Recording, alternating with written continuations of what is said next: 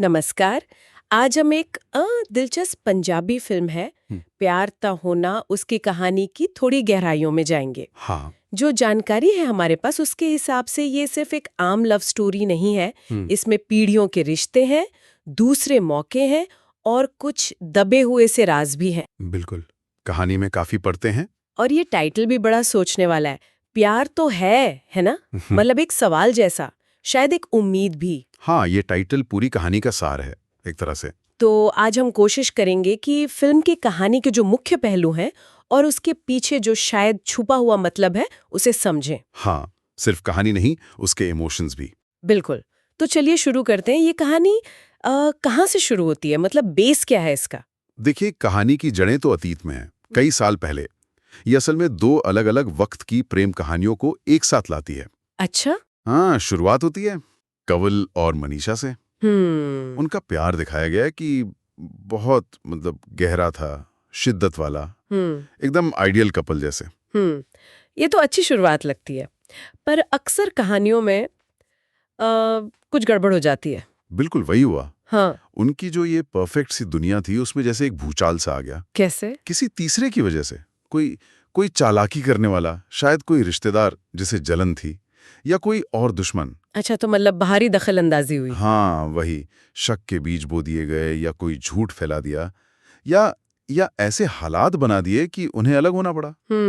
उन्हें लगने लगा कि भाई साथ में कोई फ्यूचर नहीं है। तो मतलब उन्होंने लड़ने की कोशिश नहीं की या कर नहीं पाए? शायद दोनों बातें।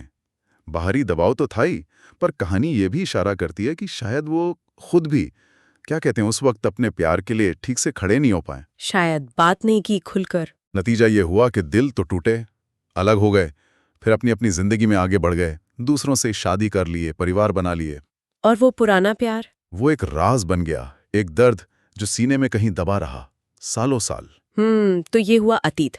फिर कहानी आज के वक्त में आती है। हाँ बिल्कुल, कई साल बीत जाते हैं। अब फोकस आता है अगली पीढ़ी पर। कौन है वो? अर्पिता, जो कंवल की बेटी है, और अनुराग, मनीषा का बेटा। अरे वाह, मतलब उनके बच्चे। हाँ, और किस्मत देखिए वो मिलते हैं और उन्हें एक दूसरे से प्यार हो जाता है। लेकिन उन्हें अपने पेरेंट्स के बारे में वो सब नहीं पता। बिल्कुल नहीं।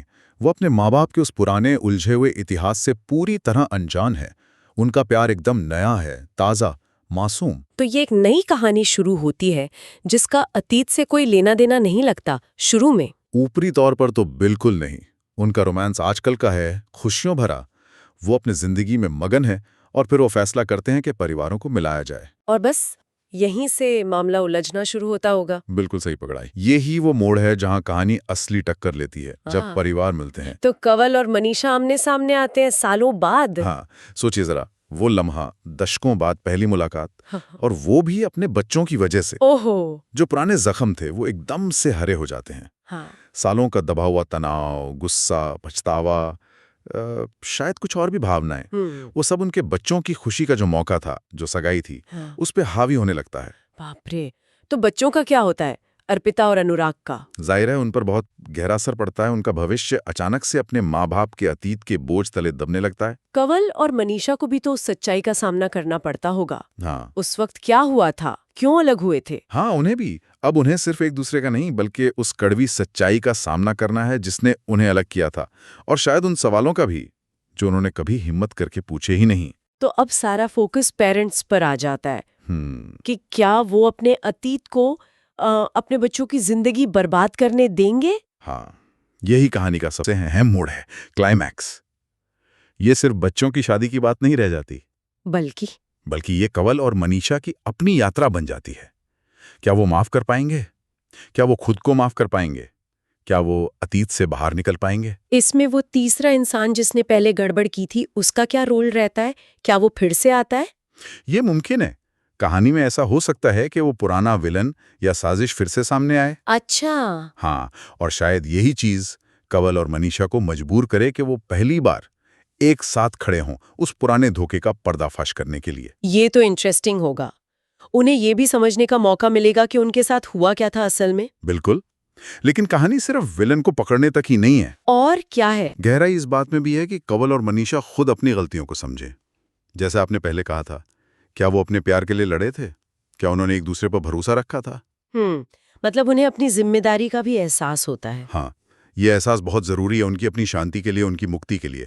उन्हें ये मानना पड़ता है कि सिर्फ हालात या बाहरी लोग ही जिम्मेदार नहीं थे, उनकी अपनी कमियां भी थीं। ये बात कहानी को ज्यादा रियल बनाती है। सही कहा।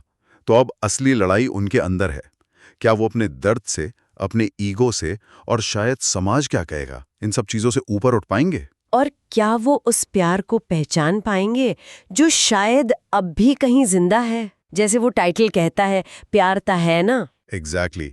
क्या वो उस प्यार की ताकत को मानेंगे आखिरकार? और अंत क्या होता है? मतलब सुलह होती है, प्यार जीतता है। हाँ, फिल्म का जो इशारा है वो एक पॉजिटिव अंत की तरफ है, एक उम्मीद भरे नोट पर। कैसे?